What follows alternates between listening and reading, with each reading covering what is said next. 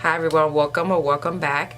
I have a review for you guys. I have the Fenty Beauty Pro Filter Foundation, and I'm going to be reviewing that today, and I'm going to do a wear test too. So I heard this foundation was good for oily skin, so I'm going to test that out. And yeah, so stay tuned for the review, and I'll see you in a little bit. So I'm just going to prime my face using the NYX Angel Veil. I'm just using a little bit.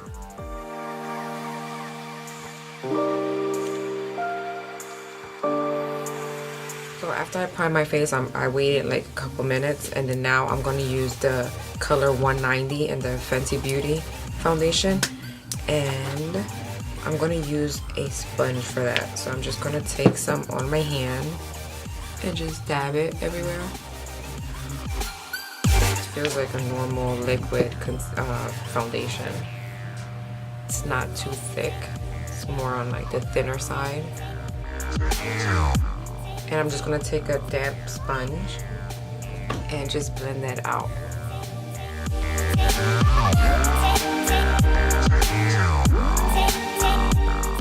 It looks pretty good so far.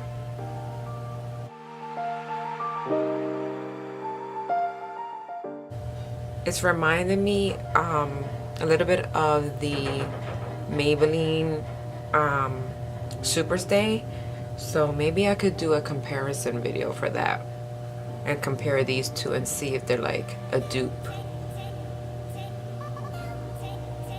This one dries, it's just reminding me just like the other one. It's drying pretty fast too, with like a matte. It's not like sticky or anything, so it's just like the other one. This one I probably could have gone a little bit lighter.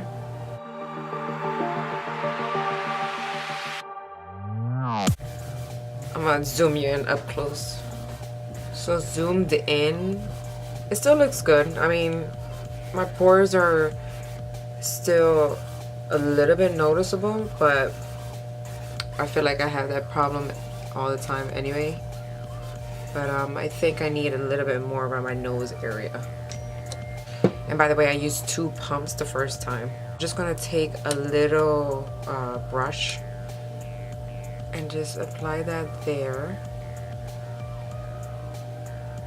And it did oxidize. If you see here, it's like a little bit lighter than this. I would say like a shade or two.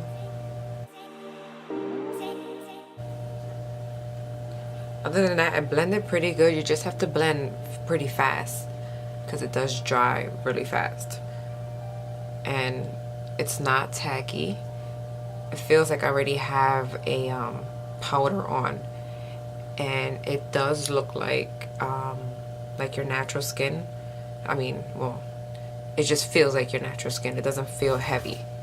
So that's a good thing. I still have like little pimples there. Maybe I could just touch that up with some more. See the difference?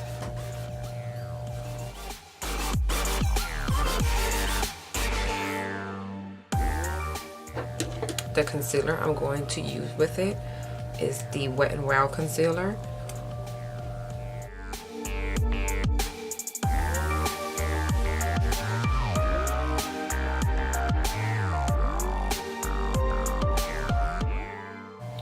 So far it's blending in pretty good with the foundation, this concealer.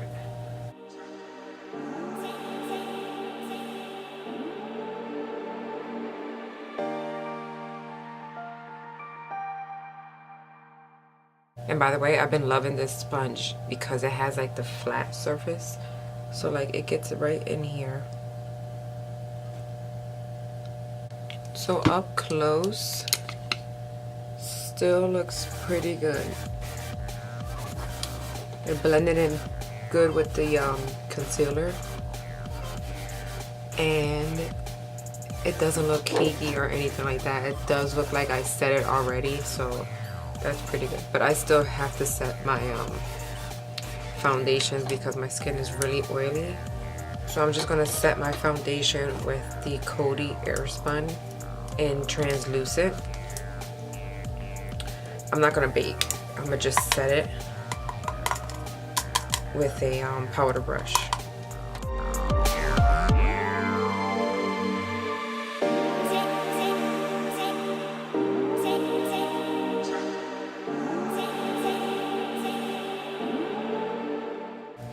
After setting it, I still see a little bit of blemishes like peeking through. So it didn't really cut. It's not as full coverage, but I guess you could just take a concealer that's like your skin tone and touch that up.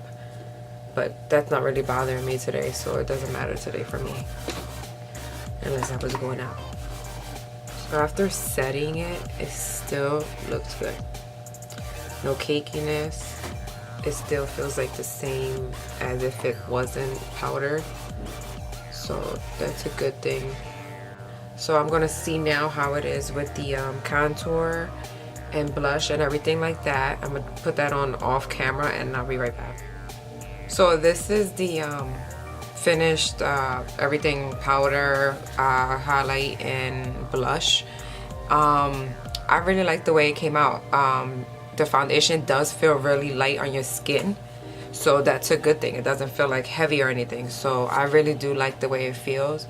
I wish it was a little bit more, I wish it had a little bit more coverage for the little blemishes here and there. But maybe, I guess, if you add another layer, I guess it would be okay with that second layer.